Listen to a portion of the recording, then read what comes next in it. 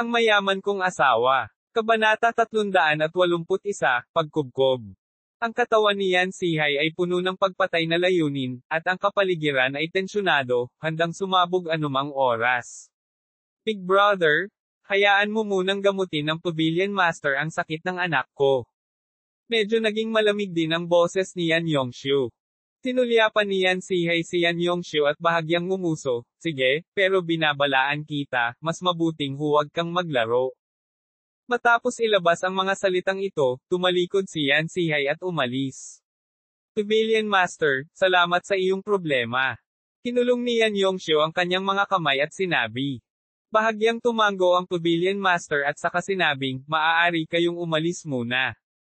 Matapos paalisan ng lahat, tanging ang Pavilion Master at si Yan Ruozo ang naiwan sa silid. Naglakad ang Pavilion Master sa gilid ni Yan Ruozo. Itinaas niya ang kanyang kamay at marahan itong inilagay sa noo ni Yan Ruozo.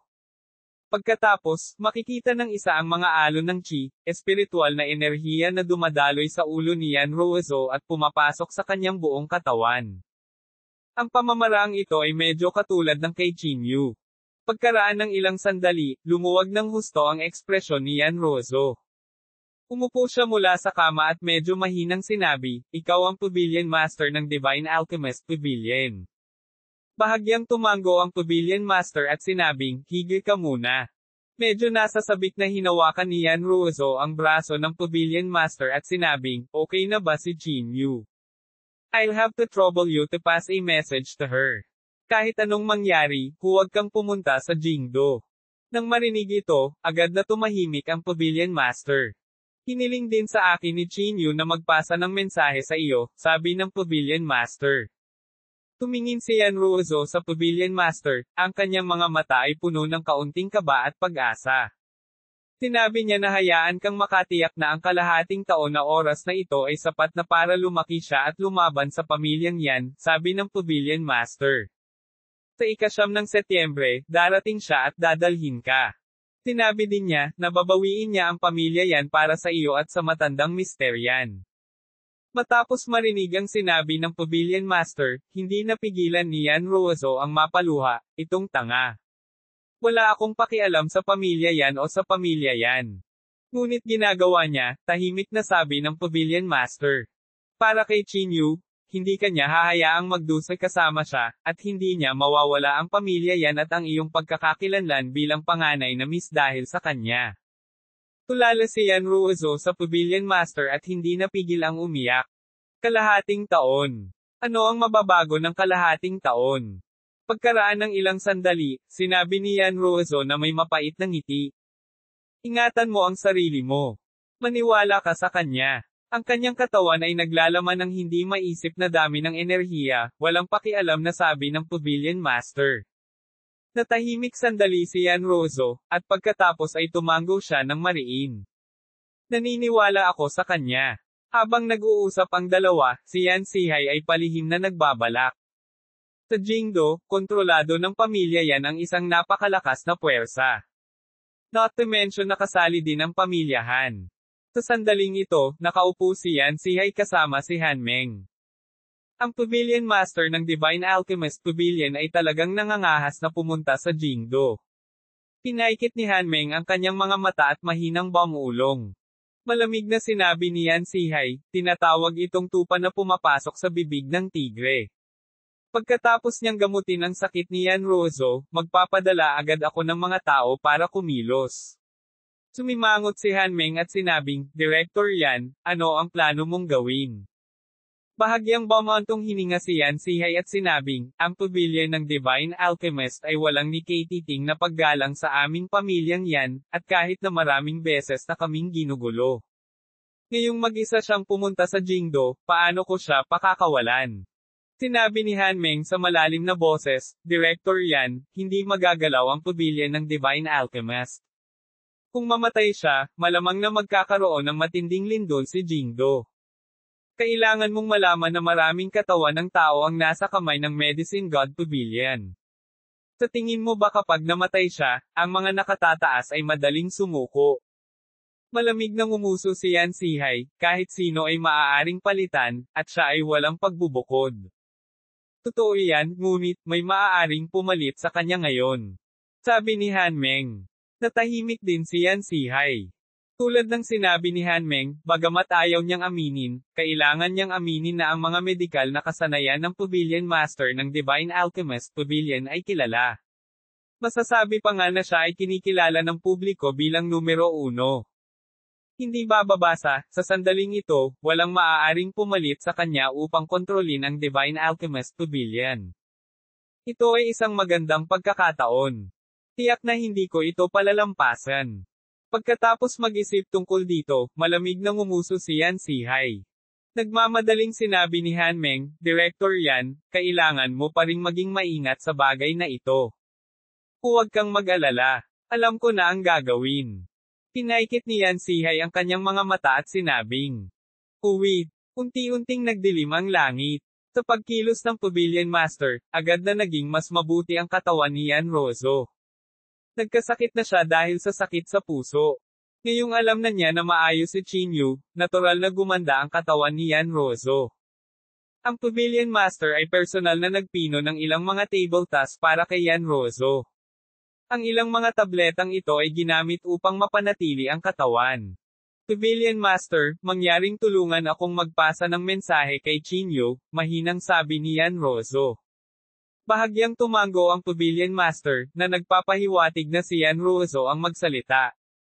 Kinagat ni Yan Rozo ang kanyang mapupulang labi gamit ang kanyang malaperlas na puting ngipin at mahinang sinabi, bago siya magkaroon ng ganap na lakas, huwag kang humakbang sa Jingdo, at huwag makipagsapalaran. Nang marinig ito, mahinang ngumiti ang Pavilion Master at nagsabi, sa tingin mo ba makikinig siya? Ibinuko ni Yan Rozo ang kanyang bibig at agad na hindi nakapagsalita. Kung ako sa iyo, pipiliin kong maniwala sa kanya, walang pakialam na sabi ng Pavilion Master. Siyempre, naniwala si Yan Rozo kay Chinyu, ngunit alam niya ang lakas ng pamilya Yan at alam niyang hindi matitinag ng isang tao ang pamilya Yan. Para kay Yan Rozo, hanggat nabubuhay pa si Chinyu, sapat na iyon.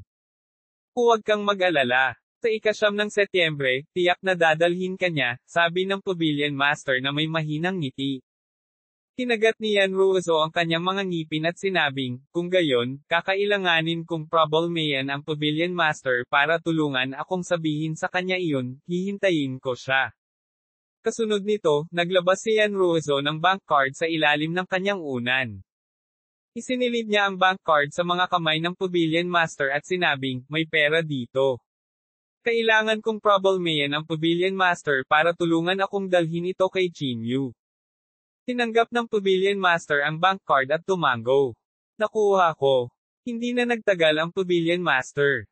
Pagkatapos magbigay ng ilang tagubilin, lumabas siya ng kwarto. Aalis na ba ang Pavilion Master? Ibig sabihin hindi marunong mag-trato ng bisita ang pamilya natin yan. Aalis na sana ang Pavilion Master sa manor ng pamilya Yan, may biglang nagsalita mula sa likuran niya. Paglingon niya, nakita niya si Yan Zihai na nakatayo sa likuran niya. Sa tabi niya, mayroong higit sa 10 peak stage martial grandmasters. Kahit na pinigilan nila ang kanilang mga aura, ang panloob na chi sa kanilang mga katawan ay mahirap pa ring itago. Walang bahid ng gulat sa mukha ng Pavilion Master. Sa kabaligtaran, siya ay lubhang kalmado. Itinaas niya ang kanyang ulo at sinulyapan ang mga nakatagong gunman sa paligid niya. She said indifferently, mataas talaga ang tingin sa akin ni Direk Yan. Worth it ba na gumawa ng ganoong kahirap para lang sa akin? Nagpabuga si Yan Zihai ng smoke ring at sinabing may mahinang ngiti, syempre. Ikaw ang sikat na Pavilion Master ng Divine Alchemist Pavilion. Sabi ng Pavilion Master na may mahinang ngiti, gusto mo ba akong patayin, President Yan? Natawa si Yan Zihai at sinabing, huwag kang mag-alala, Pavilion Master. Gusto lang kitang i-treat ng pagkain. Paano kung hindi ako pumunta? Tumaas ang kilay ng Pavilion Master at nagtanong. Sinabi ni Yan Zihai na may malamig na ngiti, papayo ko sa iyo na makipagtulungan ng kaunti. Kung hindi, hindi ko magagarantiya kung ano ang gagawin ko. Sa sandaling sinabi niya iyon, ang panloob na chi ng Martial Grandmaster sa likod ni Yan Zihai ay agad na sumabog. Ang nakakatakot na lakas ng panloob na chi ay nagdulot ng malaking bagzo ng hangin na dumaan sa buong pamilya yan. Shura. Hindi lang iyon, sunod-sunod ding sumugod ang mga gunmen sa anino. Pinalibutan ng 12 ng tao ang Pavilion Master, at ang itim na nguso ng kanilang mga baril ay nakatutok ng diretso sa Pavilion Master. Kabanata 382, tawag sa telepono ni Han Wei. Ang ganitong lineup ay hindi maiwasang kiligin ang mga tao. Lalong tumindi ang malamig na ngiti sa mukha ni Yan Sihai. Inilagay niya ang kanyang mga kamay sa kanyang likuran at walang pakialam na sinabi, ayokong masaktan ka. Gusto lang kitang gamitin para ipagpalat kay Qin Yu. Naniniwala ako na ang Pavilion Master ay gagawa ng tamang pagpili. May malabong ngiti pa rin ang Pavilion Master sa kanyang mukha. Walang kahit katiting na pahiwatig ng takot. Sa tingin mo papayag ako? Walang pakialam na tanong ng Pavilion Master. Ngumisi si Yan Sihai, kung hindi ka pumayag, hindi ka makakaalis sa manor ng pamilya yan ngayon. Nang matapos siyang magsalita, kinarga na ng lahat ng mga gunner ang kanilang mga baril. Lalong pinaghandaan ang mga Martial Grandmaster na iyon. Hanggat nagbigay ng utos si Yan Sihai, agad silang gagawa ng aksyon. Bahagyang napabuntong hininga ang Pavilion Master, itinaas ang kanyang malajade na kamay, at bahagyang iwinagayway ito. Sa isang iglap, bumagsak lahat sa lupa ang mga armadong nakapaligid sa Pavilion Master. Maging ang mga Martial Grandmaster sa likod ni Yan Sihai ay nagsimulang mataranta. Anong nangyayari? Nagbago ang ekspresyon ni Yan Sihai. Ngumiti ang Pavilion Master at sinabing, huwag kang mag-alala, pinapatulog ko lang sila. Habang nagsasalita sila, hindi na nakayanan ng mga Martial Grandmaster at bumagsak sa lupa. Nagbago ang ekspresyon ni Yan Sihai at malamig siyang nagtanong, anong paraan ang ginamit mo? Walang pakialam na sinabi ng Pavilion Master, ang gamot ay hindi lamang makakapagligtas ng mga tao, nakakapatay din ito ng mga tao. Medicine. Reaksyon ni Yan Sihai. Nagmamadaling tinakpan niya ang ilong niya sa takot na matamaan siya. President Yan, huwag kang mag-alala. Kung gusto kitang salakayin, nahulog ka na, walang pakialam na sabi ng Pavilion Master. Lalong lumamig ang ekspresyon ni Yan Sihai, at ang panloob na chi sa kanyang katawan ay nagsimulang tumalon. President Yan, sasalakayin mo ba ako? Nagtaas ng kilay ang Pavilion Master at nagtanong. Malamig na sinabi ni Yan Sihai, matagal ko nang narinig na ang Pavilion Master ng Medicine God Pavilion ay may pambihirang lakas. Ngayon, ako, Yan, gustong maranasan ito. Ang panloob na chi sa kanyang katawan ay mabilis na tumaas, at ang lakas ng isang peak Martial Grandmaster ay ganap na ipinakita. Sa sumunod na segundo, biglang nawala ang figure ni Yan Sihai. Ang kanyang walang katulad na mabangis na kamao ay dumating sa harap ng Pavilion Master sa isang kisap mata. Itinaas ng Pavilion Master ang kanyang malajade na kamay at bahagyang hinawakan ang kamao ni Yan Sihai. Hindi napigilan ni Yan Sihai na sumimangot.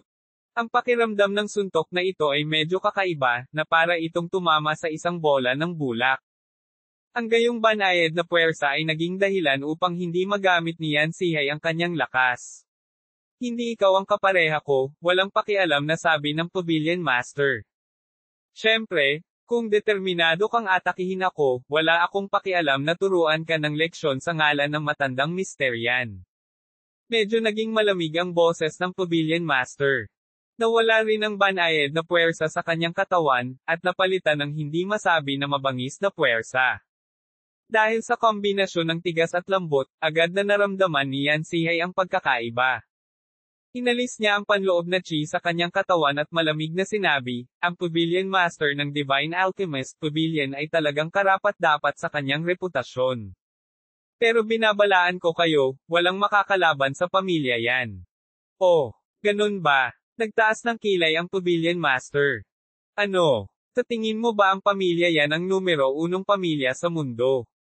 Malamig na ngumuso si Yan Sihai at sinabing, sa buong mundo, kakaunti lang ang taong makakalaban sa pamilya yan. Gayunpaman, ang inyong Divine Alchemist Pavilion ay hindi isa sa kanila. Ang sulok ng bibig ng master ng pavilion ay gumulong din sa isang malamig na ngiti.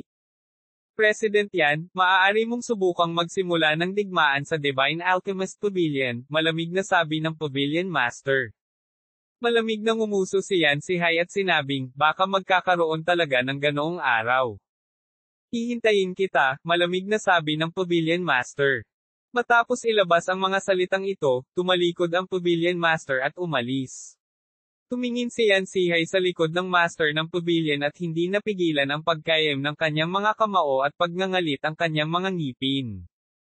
Ang mabahong babaeng ito, papatayin kita maya-maya, malamig na sabi ni Yan Si-hai. Uwit, gabi na noon. Ang Medicine God Pavilion ay ganap na tahimik. Paminsan-minsan, maririnig ng isa ang huni ng mga polaka sa unang bahagi ng tagsibol at ang kaluskos ng mga dahon. Nakahiga si Chinyu sa kama, paikot-ikot, hindi makatulog. Ang tanging naiisip niya ay si Yan Rozo. Isang buong araw na nawala ang Pavilion Master, at wala pa ring balita mula sa kanya. Dahil dito, labis na hindi mapalagay si Chinyu.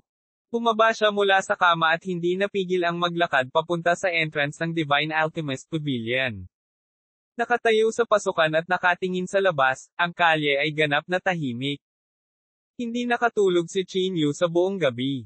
Hanggang sa kinaumagahan ay bumalik ang Pavilion Master sa Divine Alchemist Pavilion. Maraming matatanda na ang naghihintay sa plaza, tulad ng unang pagpunta nila sa Divine Alchemist Pavilion. Nang makita ang Pavilion Master, nagmamadaling tumakbo si Chinyu. Lord Pavilion Master, kumusta si Rozo? Medyo nag-aalalang sabi ni Chinyu. Sumulyap ang Pavilion Master kay Chinyu at sinabing, gumaling na siya sa kanyang sakit sa pag-iisip. Mabuti iyan, mabuti iyan. Tinapik ni Chinyu ang kanyang dibdib at hindi maiwasang makahinga ng maluwag.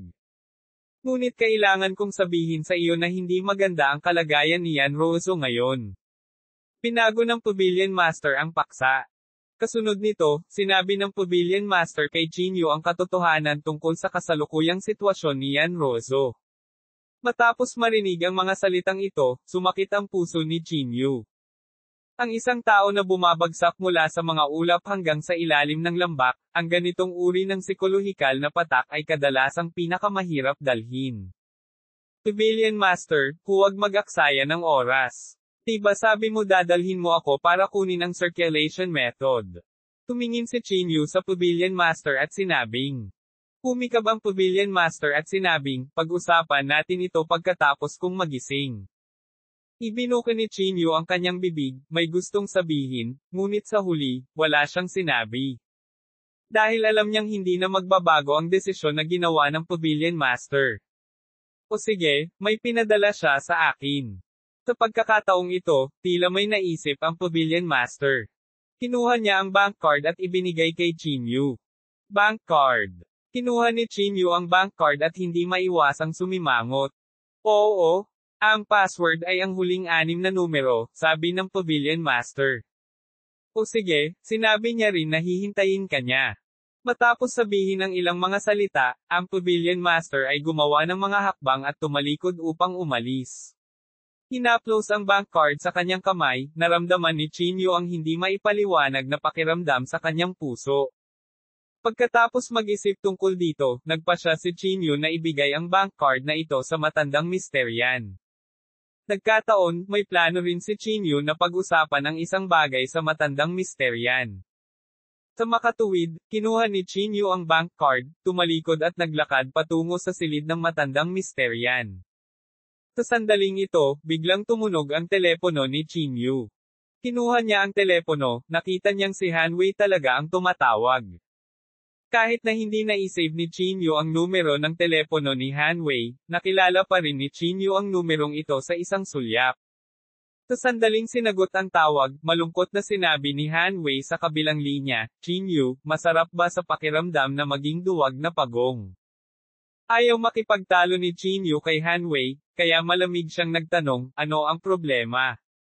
Hahaha. Tumawa ng malakas si Hanwei sa kabilang linya. Speaking of which, medyo hinahangaan kita.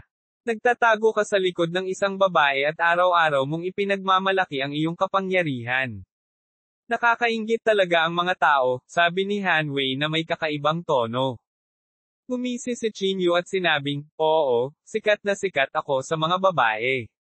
Ano sa tingin mo ang dapat nating gawin? Kunin ang Yanrozo bilang halimbawa. Kahit na gusto niya ako, sobra rin akong nadidistress. Nang marinig ito, agad na nanlamig ang mukha ni Hanwei.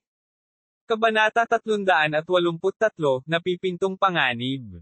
Kahit na magkahiwalay sila ng telepono, ramdam pa rin ni Chinyu ang malamig na aura na nagmumula sa katawan ni Hanwei. Ano, nakalusot ka sa depensa ng ganoon lang. Ngumisi si Chinyu.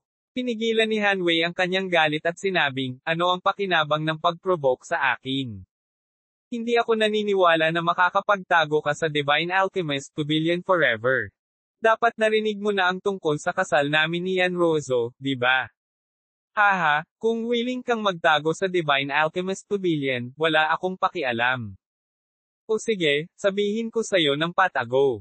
Pagkatapos kong pakasalan si Yanrozo, tiyak na pahihirapan ko siya ng walang awa. Papahirapan ko siya ng labis na hihingin niyang patay na siya. Ang kanyang mga salita ay halatang sadyang pinupukaw si Chinyu. Malamig na sinabi ni Chinyu, Hanwei, hindi ka magkakaroon ng pagkakataong pakasalan si Yanrozo, dahil hindi ka karapat-dapat. Pahalagahan mo ang huling kalahating taon na natitira mo. Pagdating ng panahon, ipapaalam ko sa lahat na ikaw, Hanwei, ay isang walang kwenta na umaasa sa isang maharlikang pamilya. Pagkatapos sabihin iyon, direktang ibinaba ni Chinyu ang telepono at maginhawang kinaladkad si Hanwei sa blacklist. Sa kabilang banda, hindi pa tapos ilabas ni Hanwei ang kanyang galit, kaya natural na labis siyang galit sa kanyang puso. Sa kabilang banda, si Chinyu ay nasa masamang kalagayan din.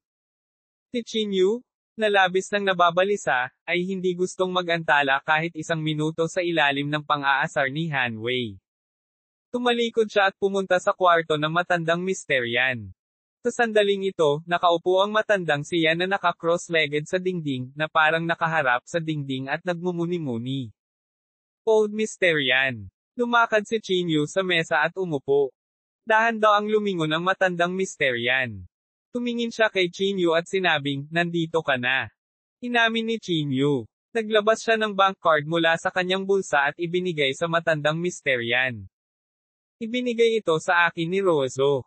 Pagkatapos mag-isip tungkol dito, mas mabuting itago mo ito, sabi ni Chinyu. Kinawian ng matandang Mysterian ang kanyang kamay at sinabing, hindi na kailangan. Dahil ito ay para sa iyo, dapat mong kunin ito. Hindi. Ibinigay ni Chinyu ang bank card sa matandang Mysterian. Huminga siya ng malalim at sinabing, Older Mysterian, dapat mong kunin ang perang ito. Hindi lang dahil sa'yo, kundi dahil din sa akin. Oh. Tumaas ang kilay ni Old Mysterian at hinintay na magpatuloy si Chinyu. Dahan daw ang sinabi ni Chinyu, narinig ko ang tungkol sa iyong mga tagumpay sa negosyo. Dahil matatawag kang emperor yan, natural na hindi ko maisip ang mga kakayahan mo. Sa panahong ito, naisip ko na kung talagang gusto mong ibagsak ang pamilya yan at ang pamilyang Han, talagang imposibleng umasa sa puwersa ng mag-isa. Negosyo man ito, koneksyon, o puwersa, hindi ka magkukulang sa alinman sa mga ito. Nang marinig ang mga salita ni Chinyu, hindi naiwasang magulat si Old Mysterian. Ang perang ito ay gagamitin bilang iyong panimulang kapital. Sana matulungan mo ako, seryosong sabi ni Chinyu. Bagamat medyo mayabang ang kanyang mga salita, iyon ang katotohanan.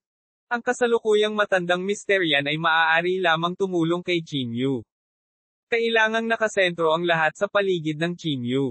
Kinuha ni Old Mysterian ang bank card. Hinaplos niya ang kanyang balbas at ngumiti, haha, good. Hindi ko ine-expect na ganoon ka kametikuloso. Pero may naisip ka bang problema? Kung malakas ka, baka hindi mo na kailangan pang magnegosyo. Tanong ng matandang siyan. Alam ko, ngunit wala akong gaanong oras, sabi ni Chinyu.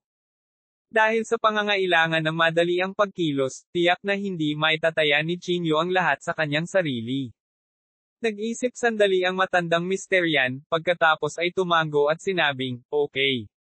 Pangako ko sa'yo. Salamat. Kinulong ni Chinyu ang kanyang mga kamay, pagkatapos ay tumalikod at umalis.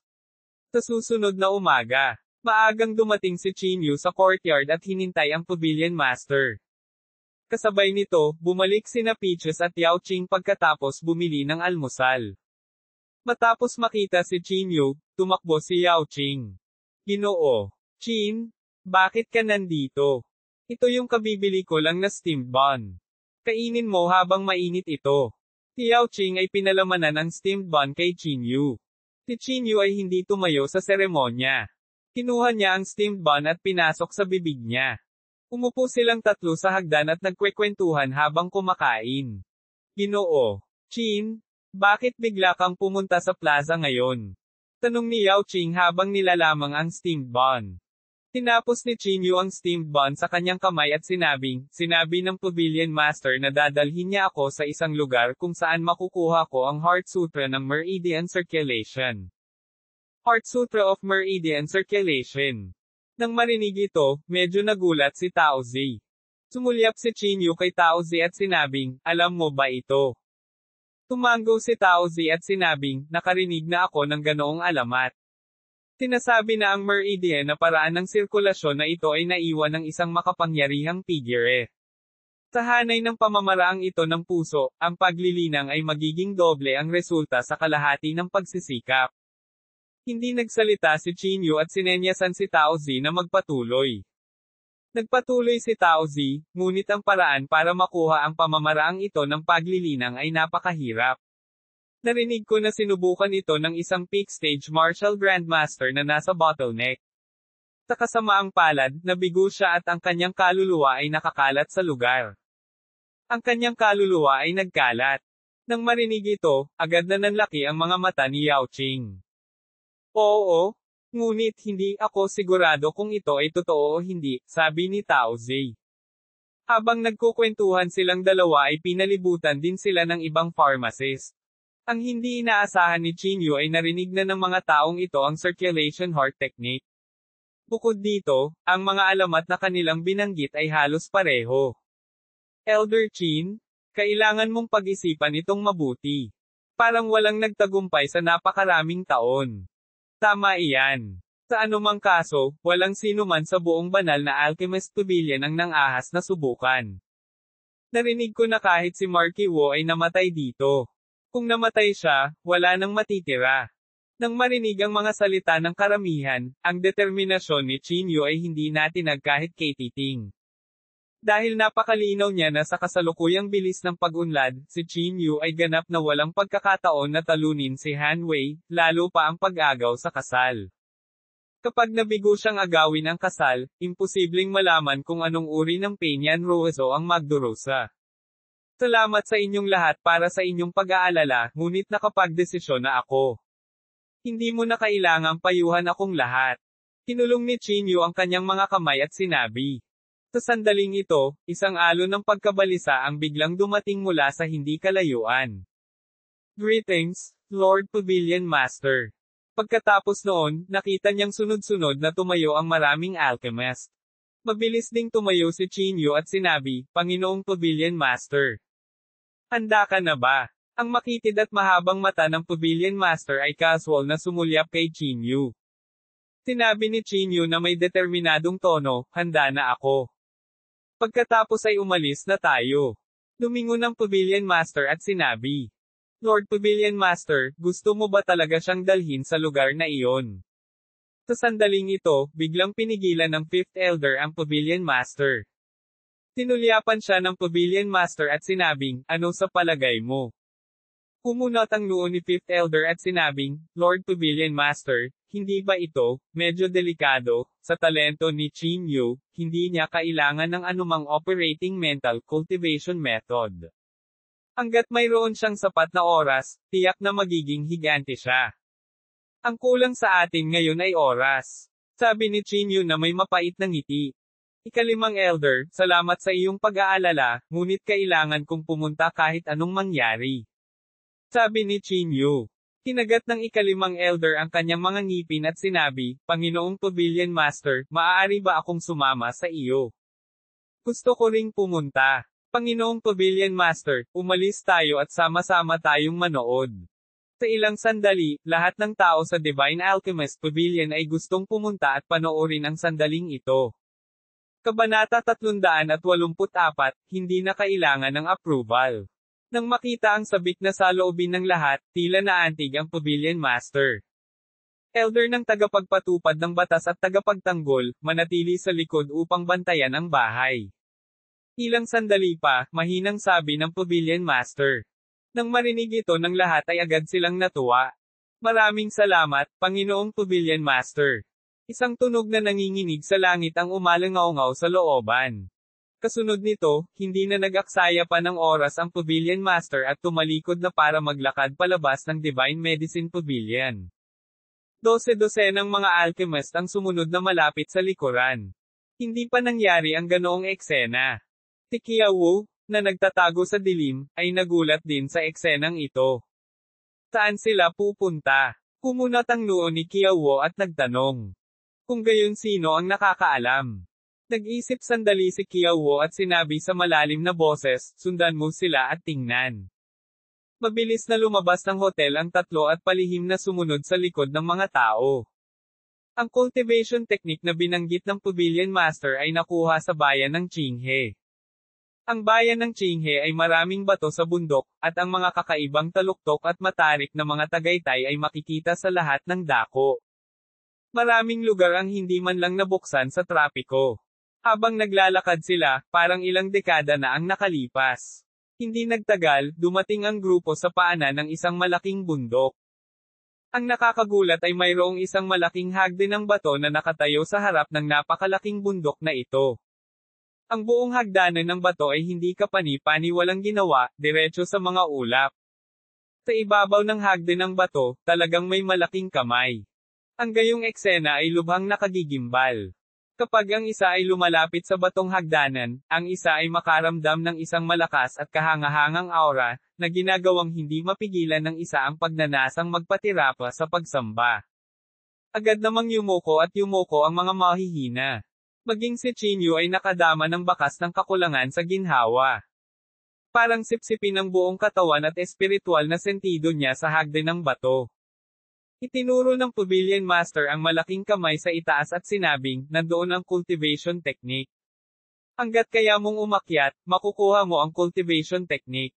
Ganun lang ka-simple. Medyo nagulat si Qingyu. Tinulyapan ng Pavilion Master si Qingyu at walang pakialam na sinabi, ang kawalang ingat ay madaling humantong sa kamatayan. Inilabas ni Qingyu ang kanyang dila at sinabing may nahihiyang ngiti, ako ay walang ingat. Sa dilim.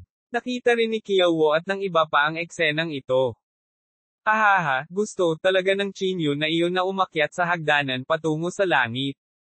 Malamang baliw ang batang ito. Hindi napigilan ni Qiao na tumawa ng malakas. Ang mga taong nakapaligid sa kanya ay nanunuya din at nagsabi, mula noong sinaunang panahon, ang bilang ng mga taong maaaring umakyat sa hagdanan patungo sa langit ay mabibilang sa mga daliri, ngunit ang bilang ng mga taong namamatay dito ay hindi mabilang. Oo. Hindi napigilan ni Qiao na mapabuntong hininga. Noon, hindi man lang nang ahas si Yeqing na umakyat sa hagdanan patungo sa langit. Si Jiang He, na kasing sikat ni Yeqing, ay sinubukang akyatin ito, ngunit muntik na siyang mamatay doon. Although nakaligtas siya sa swerte, mahigit 10 taon na siyang hindi nagpakita. Sa tingin ba ng Qingyu na ito ay mas magaling siya kaysa kay Qing at Jiang He?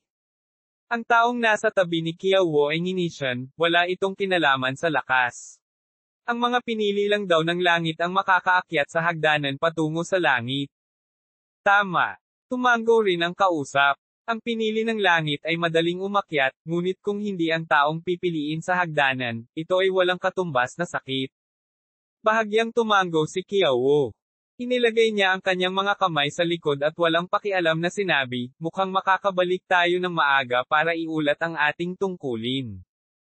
Uwi, sa ilalim ng hagdan. Matagal na hindi umaakyat si Qingyu sa hagdanan. Huwag masyadong psychological pressure, sabi ng Pavilion Master sa gilid. Kung tatanggapin ka sa hagdan patungo sa langit, hindi ka sasailalim sa anumang paghihigpit o panggigipit. Ngunit kung hindi ka, ang pangalawang antas ay sasailalim sa isang napakalaking puwersa. Bahagyang tumango si Chinyu at sinabing, sa madaling salita, ang pangalawang antas ang magpapasya kung mayroon akong mga kwalifikasyon para umakyat. Tama. Bahagyang tumango ang Pavilion Master. Naiintindihan ko. Huminga ng malalim si Chinyu. Hindi na siya nag-aksaya pa ng oras. Agad niyang inayos ang kanyang pag-iisip at humakbang sa hagdan patungo sa langit. Sa sandaling humakbang siya sa hagdanan patungo sa langit, ang puso ni Chinyu ay tila may kung ano. Parang may humahawak ng martilyo at walang awa na tumatama sa puso ni Chinyu. Lihim nitong pinaramdam kay Chinyu na may problema ang doktor. Hindi kaya, hindi siya nakilala ng hagdanan papuntang langit. Pagkatapos, itinaas ni Chinyu ang kanyang paa at humakbang patungo sa ikalawang antas. Pinanood ng lahat ang eksenang ito na kinakabahan. Maging ang Pavilion Master ay bahagyang pinaikit ang kanyang mga mata. Dahil alam ng lahat kung si Chinyu ang napili o hindi. Nakilala man siya ng hagdan patungo sa langit. Sa wakas, lumapag ang paa ni Chinyu sa ikalawang antas. Sa sandaling natapakan niya ito, ang buong katawan ni Chinyu ay tila napunit ng malaking kamay. Sa sandaling hinawakan niya ito, umagos ang dugo sa lahat ng butas ng kanyang katawan. Parang tinamaan ng kidlat ang ulo niya. Nagdilim ang mundo sa harap niya, at umiikot ang mundo. Paano ito? Hindi napigilan ni Yao Qing na umungol ng mahina. Pwede bang, hindi si Chinyu ang napili? Medyo pangit din ang ekspresyon ng Fifth Elder.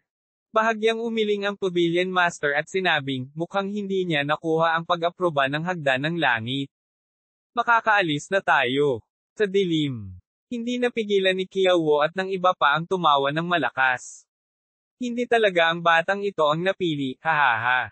Tawa ng baliw si Qiao. Natatakot ako na ang pangalawang hagdan na ito papuntang langit ay magdulot sa kanya ng malaking pinsala. Pwede na tayong umalis. Hindi na kailangang ipagpatuloy ang panunood. Tulad ng pagkadismaya ng lahat, si Chinyu ay nahihirapang tumayo mula sa hagdanan patungo sa langit. Puno siya ng dugo at walang tigil ang panginginig ng kanyang katawan. Gayunpaman, walang intensyon si Chinyu na sumuko. Sa ilalim ng sakit na ito, nahihirapang itinaas ni Chinyu ang kanyang paa at tumapak sa ikatlong palapag ng hagdanan. Si Qiao, na nagtatago sa dilim, ay hindi naiwasang magtaas ng kilay. Gusto ng batang ito na umakyat ng hagdan ng pilit. Interesting. Ayon sa pagkakaalam ko, si Jiang ay ganoon din siya noon, ngunit hindi na siya makatagal pagkatapos niyang umakyat sa ika-13 antas. Sa palagay ko maaari lamang siyang umakyat sa ika-5 antas. Ang iilan sa kanila ay masiglang nag-usap, ang kanilang mga mata ay puno ng isang pahiwatig ng pagiging mapaglaro. Sa ilalim ng hagdanan patungo sa langit, bahagyang sumimangot ang Pavilion Master, may bakas ng pagkabalisa sa kanyang mga mata. Chinyu? Ang puwersahang pag-akyat sa hagdanan patungo sa langit ay walang resulta. Kahit na mapalad kang umakyat ng ilang antas, babagsak ka sa bandang huli, malamig na sabi ng Pavilion Master. Walang sinabi si Chinyu. Kinagat niya ang kanyang mga ngipin. Kahit gaano pa kasakit at hirap ang dinanas niya, wala pa rin siyang balak umatras. Paano kung hindi ako pumayag? Nagngagat ang ngipin ni Chinyu at muling itinaas ang paa. Hindi ko kailangan ng approval ng hagdanan papuntang langit. Kailangan ko lang ng sarili kong pagsang-ayon. Galit na umungal si Chinyu at biglang sumabog ang enerhiya sa kanyang buong katawan. Umasa siya sa lakas ng sariling katawan para labanan ang kapangyarihan ng hagdanan patungo sa langit. Sa wakas, umakyat si Chinyu sa ika-4 na antas. Ang sakit sa ika-4 na antas ay 12 beses na higit pa kaysa sa ika-3 antas. Pakiramdam ni Chinyu ay parang mawawala na ang kanyang espiritual na pakiramdam. Dinig na dinig ang tunog ng mga buto na parang mababali. Chinyu, bumaba ka dali. Ang ika-5 matanda ay nag-aalalang sigaw. Gayunpaman, walang pakialam si Chinyu. Mahigpit siyang kumapit sa ika-5 antas at nahihirapang umakyat. Basag. Sa sandaling tumuntong siya sa ika-5 antas, lahat ng 10 daliri ni Chinyu ay nabali. Umiikot ang mundo sa harap ng kanyang mga mata, at hindi man lang siya makatayo ng tuluyan. Paulit-ulit na umuungal si Chinyu. Ginamit niya ang lahat ng kanyang lakas at itinaas ang kanyang paa para tumuntong sa ika-6 na antas. Sa sandaling tumuntong siya sa ika-6 na antas, sumabog din ng malakas ang guya ni Chinyu.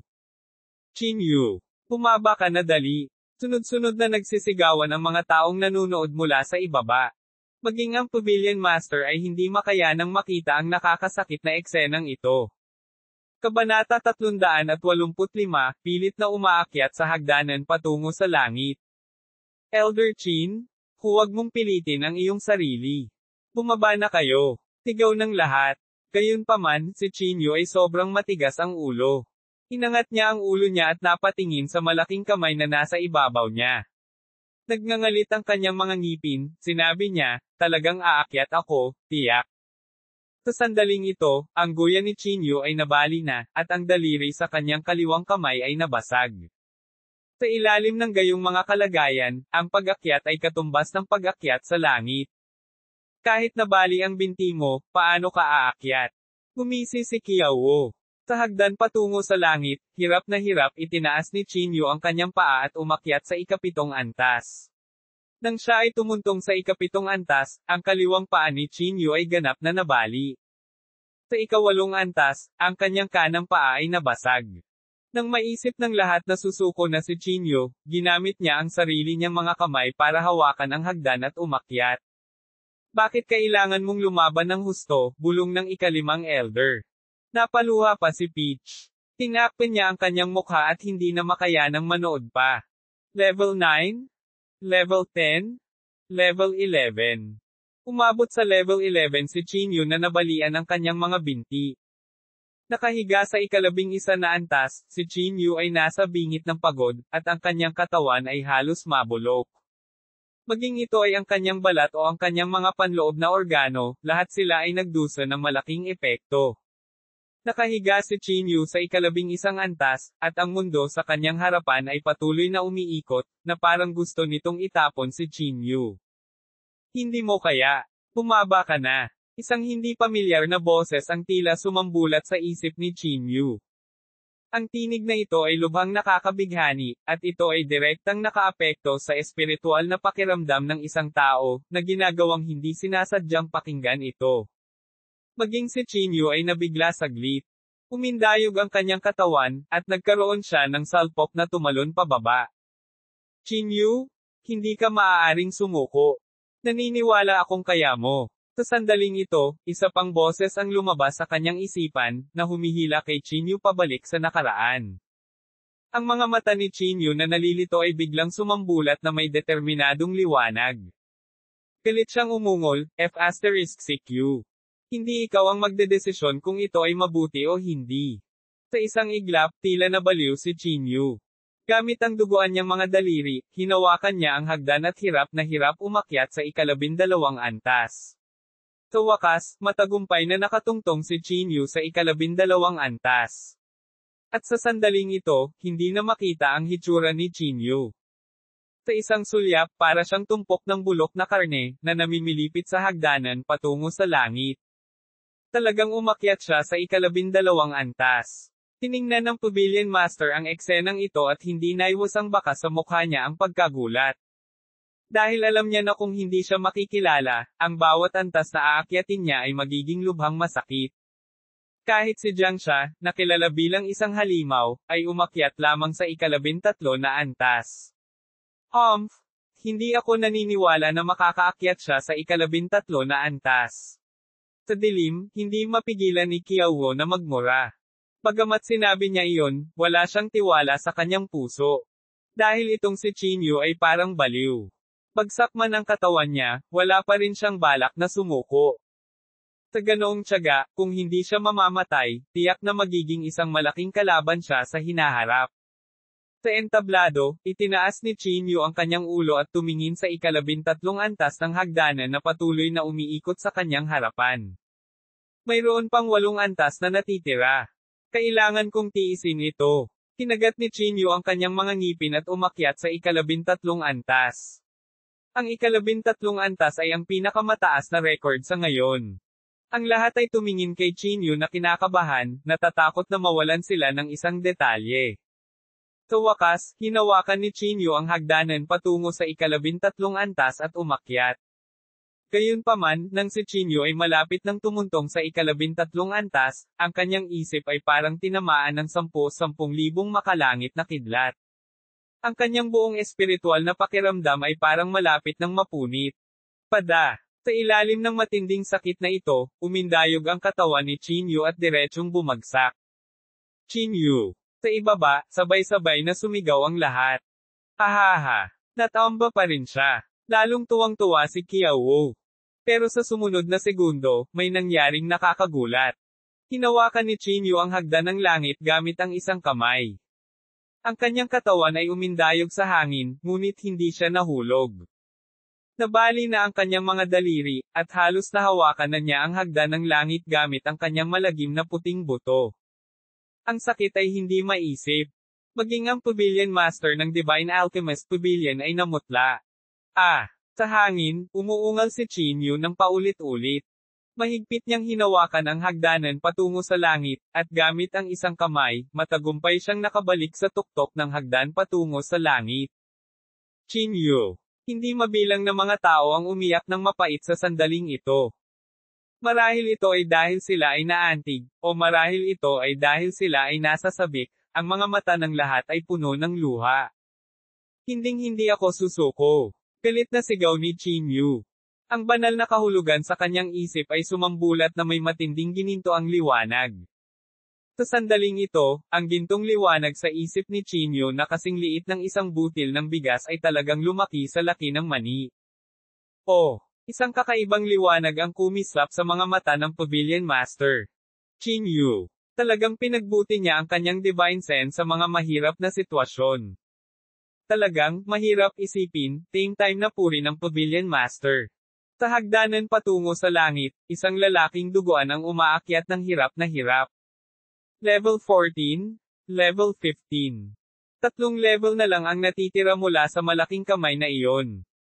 Paano ito posible? Sa dilim, ang ekspresyon ni Qiao ay sobrang pangit. Paanong ang sinuman sa mundong ito ay puwersahang umakyat sa antas 15? Rumble. Nang makarating sila sa 15th level, biglang dumilim ang langit. Ang mga kidlat na parang mga dragon na lumalangoy ay namumuo sa itim na ulap. Malapit nang dumating ang makalangit na kidlat, at walang isisilang, bulong ng Pavilion Master nang makita niya ito. Ang makalangit na kidlat na ito ay iba sa ordinaryong makalangit na kidlat. Makakabasag ng katawan at buto ng isang tao. Ang sinumang humipo nito ay mawawasak sa katawan at kaluluwa. Hindi ako naniniwala na makakaligtas ka sa natitirang 3 antas. Tila nabaliw si Qiao habang umuungal siya ng baliw. Rumble. Ang makalangit na kidlat ay bumakas sa mga ulap na nagpapaliwanag sa madilim na langit. Halika, hindi ako natatakot sa iyo. Itinaas ni Chinyu ang kanyang ulo upang tumingin sa langit at umungal ng baliw. Tila narinig ng makalangit na kidlat ang mga salita ni Chinyu habang nagdadala ito ng umiikot na galit habang walang awa itong tumama. Katsa! Ang kidlat na ito ay tumama sa katawan ni Chinyu. Sa sandali ng pagkakadikit, ang katawan ni Chinyu ay direktang naging uling. Kahit na ang purple gold ghost robe sa katawan ni Chinyu ay direktang naging kawalan. Angle ni Chinyu. Tinala niya ang kidlat na ito at sumakay patungo sa ika-16 na antas. Ang gayong mga pagkilos ay tila nagpagalit sa langit. Sunod-sunod na bumagsak mula sa langit ang mga kidlat ng langit, at sa isang iglap, ang paligid ay naging dagat ng kidlat. Ang mga kidlat na ito ay bumuo ng isang pader ng kidlat sa harap ni Chinyu, na humaharang sa kanyang dinadaanan. F***CQ, huwag mo na akong isipin na pigilan ako. Galit na umungol si Chinyu at itinaas ang kanyang kamao para bumasag pasulong. Pitek. Bumaon ang kamao sa dagat ng kidlat at naging itim na sunog. Sa sandaling iyon, nawalan pa siya ng malay. Hindi mabilang na mga kidlat ang tumakip sa katawan ni Chinyu. Dumaan sila sa mga pores ni Chinyu at pumasok sa katawan ni Chinyu na may sizzling sound. Sa sandaling ito, ang utak ni Chinyu ay nilubog ng dagat ng kidlat. Ang kanyang espiritual na pakiramdam ay ganap na nabalot ng dagat ng kidlat. Ang paningin ni Chinyu ay naging itim, at ang dugo sa kanyang katawan ay halos ganap na nasunog. Ako. Hinding-hindi susuko, nahihirapang sabi ni Chinyu. Umasa siya sa kanyang matibay at matatag na pananalig na umakyat sa 17 antas. Kabanata 386, Purple Spirit Fire. Ang mga aksyon ni Chinyu ay nagdulot ng mga alon ng paghanga mula sa karamihan. Maging ang Pavilion Master ng Divine Alchemist Pavilion ay medyo naantig. Baliw talaga ang batang ito. Hindi napigilan ni Qiao ang pagngangalit ng kanyang mga ngipin. Tinulak niya ang pinto at tumalikod para umalis. Saan ka pupunta? Tanong ng katabi niya. Malamig na sinabi ni Qiao, talagang hindi namin siya hahayaang magtagumpay. Mag-isip ng paraan para pigilan siya. Tigilan mo siya. Hindi mo ba nakikita na napakaraming tao dyan? Malamig na ngumuso ang Martial Grandmaster sa tabi niya. Ang Pavilion Master ng Divine Alchemist Pavilion ay nakatayo pa rin doon. Sa tingin mo ba isa lang siyang dekora sayon? Nagngangalit si Qiao at sinabing, wala na tayong pakialam dyan. Kumilos tayo ayon sa mga pangyayari. Pagkatapos sabihin iyon, tumalikod si Qiao at lumabas ng hotel. Maingat siyang naglakad patungo sa direksyon ng hagdanan patungo sa langit. Sa sandaling ito, si Chinyu ay umakyat na sa 17 antas na may matinding kahirapan. Sa sandaling hinawakan niya ang 17 antas, ang buong katawan niya ay biglang nabalot ng apoy. Ang apoy na ito ay nagmula sa loob palabas, at maging ang kanyang mga laman loob ay naapektuhan. Maging ang dugong umaagos mula sa kanyang katawan ay naging dagat ng apoy sa sandaling ito. Chinyu. Sa ibaba, agad na sumigaw ang lahat sa alarma. Ang buong katawan ni Chinyu ay nabalot ng apoy. Ang mga apoy na ito ay malapit nang lumunin ang kanyang pisikal na katawan at banal na kahulugan. Ang kanyang katawan at kaluluwa ay nawasak. Ang Pavilion Master ng Medicine God Pavilion ay bumulong sa mahinang boses. Baka sa mukha niya ang pagkabalisa. Walang sino man ang pwersahang umahan sa hagdanan patungo sa langit, kaya walang nakakaalam kung ano ang mangyayari. Kung ang resulta ng pwersahang pag-akyat sa hagdanan patungo sa langit ay ang pagkasira ng kanyang katawan at kaluluwa, kung gayon ang lahat ay matatapos na. Sa ilalim ng takip ng flames, hindi pa rin sumuko si Chinyu. Halos matuyo ang kanyang katawan, at tila nasunog ang kanyang dugo. Kailangan kong makuha ang paraan ng paglilinang ng isip. Kasunod ng galit na dagindong ni Chinyu, ang kanyang katawan ay kumislap ng gininto ang liwanag. Ang mga hibla ng espiritual na kapangyarihang pandama ay lumipad mula sa pagitan ng kanyang mga kilay. Ang kapangyarihang espiritual na pandama na ito ay aktwal na nagbago sa katawan ni Chinyu at umabot sa 18 antas. Ito ay espiritual na kahulugan. Sa sandaling ito, ang Pavilion Master ng Divine Alchemist Pavilion ay natulala din. Ang bola ng apoy na iyon ay tila nanumbalik ang katinoan at sumugod patungo sa espiritual na kahulugan ni Chinyu. Ngunit sa sandaling ito, talagang iniunat ng katawan ni Chinyu ang kanyang kamay. Sa kanyang halos baldado na kamay, may mga bakas ng asul na espiritual na apoy. Sa ilalim ng makapangyarihang kontrol ni Chinyu, ang espiritual na apoy na ito ay naging malaking kamay. Ang malaking kamay ay nakaunat at hinawakan ng bola ng makalangit na apoy. Ang banggaan sa pagitan ng espiritual na apoy at makalangit na apoy ay nagsimula sa sandaling ito. Ang mga mata ni Chinyu ay malapit ng mabuka habang siya ay umuungal ng galit na galit. At sa sandaling ito, ang espiritual na pakiramdam ni Chinyu ay talagang pumasok sa espiritual na apoy. Kasunod nito, ang bola ng asul na espiritual na apoy ay nagbago sa hitsura ni Chinyu. Anong klaseng teknik ito? Nagulat ang lahat sa eksenang ito. Maging ang may karanasan at maalam na Pavilion Master ng Divine Alchemist Pavilion ay may kislap na pagkalito sa kanyang mga mata. Ang kombinasyon ng espiritual na apoy at espiritual na kahulugan. Ito ay hindi narinig. Paano nagawa ng batang ito? Si Chinyu, na may katawan ng espiritual na apoy, ay nagkaroon ng marahas na banggaan sa makalangit na apoy na ito. Ang espiritual na apoy na ito ay tila naglalaman ng hindi magagapi na kalooban ni Chinyu. Kinuyam niya ang kanyang kamao at bumangon, ang kanyang asul na kamao ay mabangis na dumudulas patungo sa bola ng makalangit na apoy. Ang makalangit na apoy ay walang anyo at walang hangganan. Hindi mahawakan ng kamao ni Chinyu ang makalangit na apoy. Ang makalangit na apoy ay nawala at dumating muli, walang katapusan. Kung magpapatuloy ito, hindi na talaga makakapitan si Chinyu. Kung sino man ang maglakas loob na pigilan ako, papatayin ko siya. Umungol si Chinyu. Ang espiritual na apoy ay talagang sumikat sa sandaling ito. Sa isang sulyap, para itong isang asul na higanting nakatayo sa hagdanan patungo sa langit. Huwag mo na akong isipin na pigilan ako. Ang boses ni Chinyu ay tila nahulog sa kabaliwan, na nagdulot ng panlalamig ng mga tao sa kanilang mga gulugod. At sa sumunod na segundo, ang mga aksyon ni Chinyu ay mas ikinagulat ng lahat. Nakita nila si Chinyu, na nagbagong anyo mula sa isang bola ng espiritual na apoy, ibinuka ang kanyang bibig at pilit na nilalamon ang bola ng langit na apoy na ito sa kanyang tiyan. Ay, baliw ba siya? Kulat na bulalas ni Fifth Elder. Si Elder Chin, talagang nilamon ang heavenly fire. Pavilion Master, sino? Sino ang tinutugunan niya? Walang nakakaalam ng mga kahihinatnan ng pagkilos na ito, kahit na ang Pavilion Master ng Divine Alchemist Pavilion. Ang asul na apoy ay nakabalot sa pulang apoy sa langit. Ang makalangit na apoy ay sumabog sa espiritual na apoy, na nagpapakulay sa buong espiritual na apoy na pula mula sa isang maliit na apoy. Grabe! Nang makita ito ng lahat, hindi nila napigil ang sumipsip ng malamig na hangin.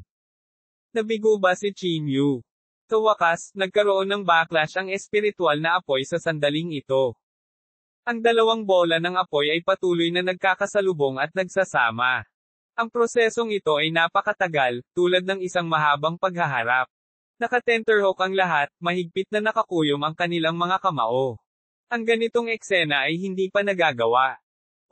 Habang nagpapanik ang lahat, isang flash ng liwanag ang kumislap sa mga mata ng Pavilion Master. Huwag mong sabihin sa akin, kapareho ito ng naisip ko. Sa sandaling ito, hindi na nangingibabaw ang Pavilion Master. Sa halip, tinakpan niya ang kanyang bibig na parang dalaga. Pavilion Master, ano ang mali? Nagmamadaling tanong ni Fifth Elder. Itinuro ng Pavilion Master ang flame sa hagdan ng langit at sinabi, tingnan mo, ang dalawang apoy na ito ay tila nagsasama. Sa isang sulyap, ito ay tulad ng sinabi ng Pavilion Master. Blue and red merged, purple spirit fire. Ang ikalimang elder ang unang nag-react. Tama. Bahagyang tumango ang Pavilion Master. Sa sandaling matapos siyang magsalita, dahan-daang namuo ang malabong lilang kulay sa gitna ng dalawang apoy. Sa sandaling lumitaw ang lilang kulay, kumalat ito sa napakabilis na bilis. Sa loob lamang ng ilang minuto, nawala ang heaven fire at ang spirit fire at napalitan ng purple na apoy. Ang flame na iyon ay ang hitsura pa rin ni Chinyu. Kung titingnan mula sa ibaba, ito ay lubhang nangingibabaw. Umihip ang malakas na hangin, at ang apoy ay dumaloy patungo sa katawan ni Chinyu. Sa wakas, tumahimik ang eksena. Bumagsak si Chinyu sa hagdanan patungo sa langit, hindi gumagalaw. Pinanood ng lahat ang eksenang ito na kinakabahan. Nakatutok ang kanilang mga mata kay Chinyu, at labis silang nag-aalala. Makalipas ang kalahating minuto, si Chinyu, na nakahiga sa hagdan, ay dahan-daang tumayo. Pinuksan niya ang kanyang palad, at sumayaw dito ang isang bola ng lila na espiritual na apoy. Oo, nagawa natin. Agad na nagmula sa ibaba ang mga alon ng tagay.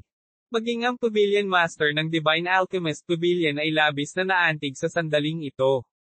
Ang batang ito, ay talagang lampas sa imahinasyon, mahinang ungol ng Pavilion Master.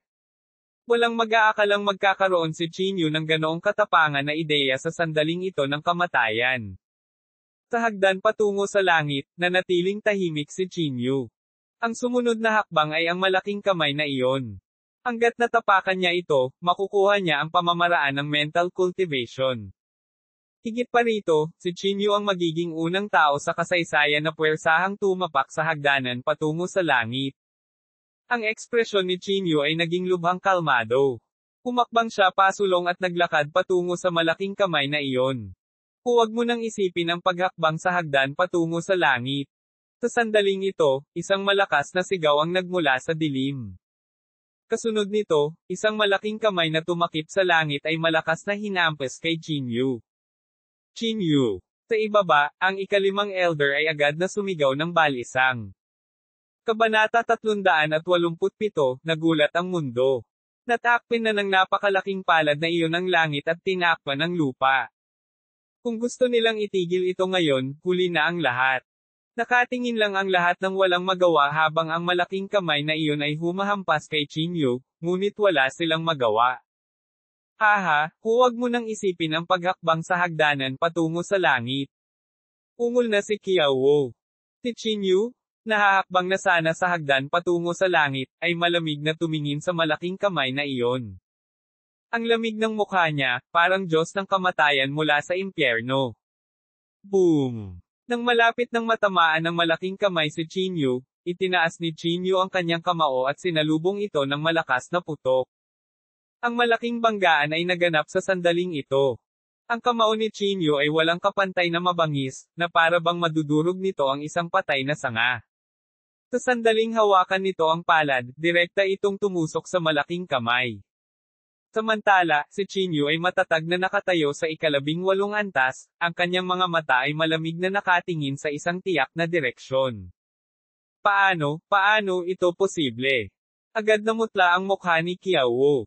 Hindi ba't nasa bingit na ng kamatayan si Jinyu? Paano pa siya magkakaroon ng ganoong kagalingan sa pakikipaglaban?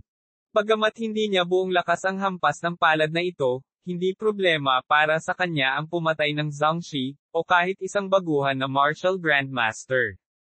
You're courting death. Unti-unting naging malamig ang ekspresyon ng pavilion master. Lumingon ang kanyang tingin sa direksyon ni Qiao. Dahil sa nagyayelong lamig, si Qiao ay natakot. Hindi maganda. Naramdaman ni Qiao na hindi maganda ang mga bagay at agad na tumakbo palayo. Gusto mong umalis. Nang akmang sasalakayin ng Pavilion Master, si Jinyu, na nasa langit, ay nagsabi, Pavilion Master, bitawan mo siya. HM. Bahagyang kumunot ang noo ng Pavilion Master at bahagyang nagulat. Malamig na sinabi ni Jinyu, ako mismo ang papatay sa kanya. Nang marinig ito, hindi maiwasan ng Pavilion Master na matigilan. Gayunpaman, nangako pa rin siya kay Jinyu at hindi siya hinabol. Hindi na nagsalita pa si Jinyu. Umakbang siya pasulong at tinapakan ang malaking palad. Sa sandaling ito, nawala ang lahat, at bumalik ang lahat sa katahimikan. Kinaladkad ni Jinyu ang kanyang sirang katawan at tumayong mag-isa sa malaking kamay. Inilibot ng kanyang mga mata ang paligid, ngunit walang laman ang malaking kamay. Ang maalamat na diskarte sa puso ay wala kahit saan. Pwede bang? Peke. Medyo pangit ang ekspresyon ni Jinyu. Itinaya niya ang kalahati ng kanyang buhay upang umakyat sa malaking kamay. Kung peke, paano niya natitiis? Si Jinyu ay nakatayong mag-isa na parang natulala. Jinyu? Paano na? Nakuha mo ba ang cultivation technique? Sa ibaba, ang ikalimang matanda ay sumisigaw pa rin ng buong lakas. Gayunpaman, walang tunog mula sa itaas. Ano ang nangyayari? Dahil dito ay bahagyang nabahala ang lahat. Ikinaway ng Pavilion Master ang kanyang kamay, dahilan para tumahimik pansamantala ang eksena. Tahimik ang paligid, ni isang tunog ay walang maririnig. Makalipas ang 10 minuto, dahan-daang bumaba si Jinyu mula sa malaking kamay na ito. Nakatitig sa kanya ang lahat na parabang isa siyang walang katulad na bayani. Phew! Pagkatapos maglakad pababa sa hagdanan, nagpakawala ng mahabang hininga si Jinyu. Paano na? Nakuha mo ba ang pamamaraan? Nag-aalalang tanong ni Fifth Elder. Natahimik si Jinyu saglit, pagkatapos ay biglang ngumisi at sinabing, nakuha ko. Nasaan na? Mabilis na tanong ni Fifth Elder. Hindi napigilan ni Jinyu ang buntong hininga, nasa proseso ito ng pag-akyat sa hagdan. Anong ibig mong sabihin? Nalilitong tanong ng ikalimang matanda. Itinuro ni Jinyu ang hagdanan patungo sa langit at sinabi, ang pamamaraan ng paglilinang ay nakatago sa hindi mahahalata na impluwensya ng pag-akyat sa hagdanan patungo sa langit. Nang makita niyang wala, natarante rin si Jinyu. Ngunit nang maalala niya ang mga paghihirap at kahirapan sa pag-akyat sa hagdanan patungo sa langit, naunawaan ni Qin Yu. Ang set ng mental cultivation technique na iyon ay ang proseso ng pag-akyat sa hagdan patungo sa langit at lupa, hindi isang partikular na set ng mental cultivation technique. Sinubukan ni Qin Yu na gamitin ang kanyang puso para i-circulate ang qi, espiritual na enerhiya sa kanyang katawan. Gaya ng inaasahan, sa pagkakataong ito, ang qi, espiritual na enerhiya ay parang isang batis, na dumadaloy sa kanyang buong katawan. Sa tuwing ipapacirculate niya ito, na-absorb niya ang 10% ng qi, espiritual na enerhiya. Kung ikukumpara sa dati, ito ay ilang beses na mas mabilis. Bumalik tayo. Tumingin si Qin Yu sa karamihan at ngumisi. Ang mga tao ay malinaw na nalilito sa sitwasyon. Sa pagkataranta, si Qin Yu ang unang umalis. Pagkatapos bumalik sa Divine Alchemist Pavilion, dumiretso si Qin Yu sa tirahan ng kanyang nakatatanda at naupo na naka-cross-legged. Qin Yu, malubha kang nasugatan. Dapat kang magpahinga ng ilang araw, sabi ng Pavilion Master. Umiling si Qin Yu at nakangiting sinabi, ang oras ay kasing halaga ng langis.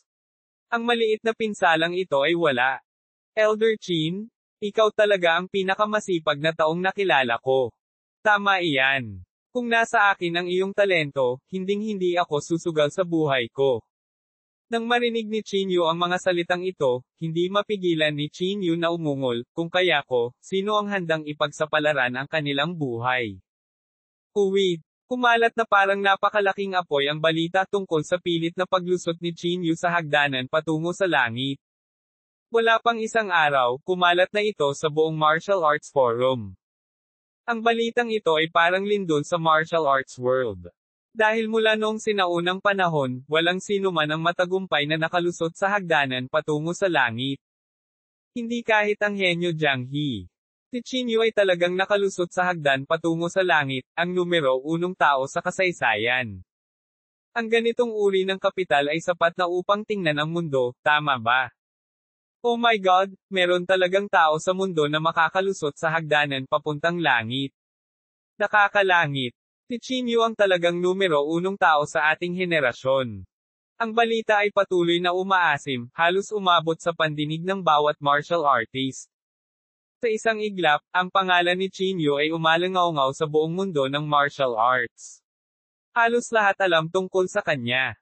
Mayroon ding mga hindi kumbinsido at naisip na ang hagdanan patungo sa langit ay hindi kasing hirap ng sinasabi ng mga alamat, kaya't sinundan nila si Qin Yu at pinilit na dumaan sa hagdanan patungo sa langit.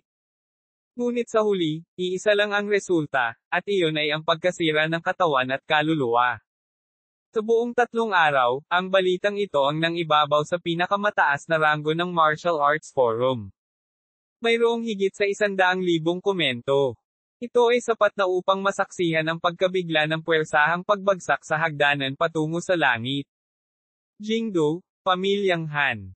Tiningnan ni Han Wei ang mensahe sa kanyang telepono na may sobrang pangit na ekspresyon. Paano ito posible? Paano ito posible? Ungol si Han Wei. Ang gayong talento ay halatang higit sa kanya.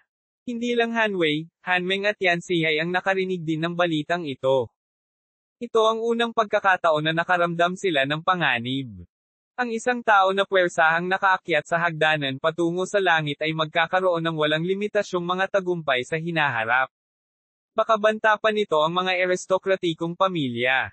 Kailangan nating alisin ang Qin Yu na ito sa lalong madaling panahon. Malamig ang ekspresyon ng mukha ni Yan Zihai. Pinaikit ni Han Meng ang kanyang mga mata at sinabing, maaaring banta tayo ng batang ito sa loob ng 3 taon. Kung hindi siya mamamatay, hindi tayo makakapagpahinga at makakakain ng payapa. Kahit na ganoon ang kaso, si Qin Yu ay nasa Divine Alchemist Pavilion, kaya walang paraan para patayin siya. Maghihintay lang tayo. Isang mahabang buntong hininga ang pinakawalan ni Yan Zihai. Ang magagawa lang nila ay maghintay sa kasal ni Yan Ruozo at Han Wei. Hindi niya magagawang palitan ang mga talahan na yan sa kalahating taon, sabi ni Yan Zihai na may malamig na singgal. Sa sandaling ito, medyo madilim ang buong pagkatao ni Han Wei. Ito ang pinakamalaking dagok na natanggap niya. Sa gabi, biglang itinulak ni Han Wei ang pinto ni Han Meng. Tumayo siya sa harap ni Han Meng at sinabing, "Tay, gusto kong pumunta sa Jingdu Martial Arts Association para magsanay sa pag-iisa." Bahagyang kumunot ang noo ni Han Meng at sinabing, "Pumunta sa Jingdu Martial Arts Association." "Oo, tatay. Tulungan mo akong hanapin ang presidente." Napaluhod si Han Wei nang may palpak. Umupo si Han Meng mula sa kama. Nag-isip siya sandali, pagkatapos ay tumango at sinabing, "Okay, I promise you." Ang Jingdo Martial Arts Association ay hindi lamang isang opisyal na organisasyon. Tinasabing mas kontrolado nila ang mga mapagkukunan kaysa sa alinmang maharlikang pamilya sa mundo. Kabanata 387, lumilitaw ang mga mahuhusay na tao mula sa bawat henerasyon. Ang pamilyang Han ay nagkaroon ng relasyon sa Martial Arts Association, kaya hindi gaanong mahirap ipilit si Han Wei. Ngunit ang pagkilos na ito ay sapat na upang ipakita ang isang bagay. Iyon ay, ang Chinyu na palagi nilang minamaliit ay nagsisimula na ngayong mag-alala at matakot. Uwi, sa isang malalim na bundok. Walang tao dito, pero may bungalow na nakatayo out of nowhere. Guro, narito ang tsaa na hiniling mo. Isang 14 hanggang 15 taong gulang na kabataan ang humawak ng tasa ng tsaa at lumapit sa isang matandang lalaking may puting buhok. Kinuha ng matanda ang tsaa at sinabing, "Gaano katagal na tayo?" "Guro, 14 na taon na," sabi ng kabataan. 14 na taon, para talaga itong puting kabayong dumaraan, buntong hininga ng matanda. Matagal na natahimik ang binata, parang may sasabihin. Say what you want to say. Nakita ng matandang lalaki ang iniisip ng binata. Saglit na nag-alinlangan ang binata at nagsabi, "Guro, kamakailan lang, may isang matagumpay na natapakan ang hagdan patungo sa langit." Tinaas ng matanda ang kanyang kilay at sinabing may mahinang ngiti, "Ang napili. Hindi, kapareho mo siya." Pinilit niyang umakyat sa hagdanan patungo sa langit, ngunit, nagtagumpay siya. Lalong lumambot ang boses ng binata na parabang natatakot siyang masaktan ang matanda. Pada. Nang marinig ito, nahulog sa lupa ang tasa ng tsaa sa kamay ng matanda. Ang matandang ito ay walang iba kundi ang sikat na Jiang He, isang henyo. Hindi rin siya totoong matanda. 48 taong gulang pa lamang siya. Ang kanyang puting buhok ay lahat dahil pinilit niyang umakyat sa hagdanan patungo sa langit. May mga mahuhusay na tao sa bawat henerasyon, sabi ni Jiang sa mahinang boses pagkaraan ng ilang sandali.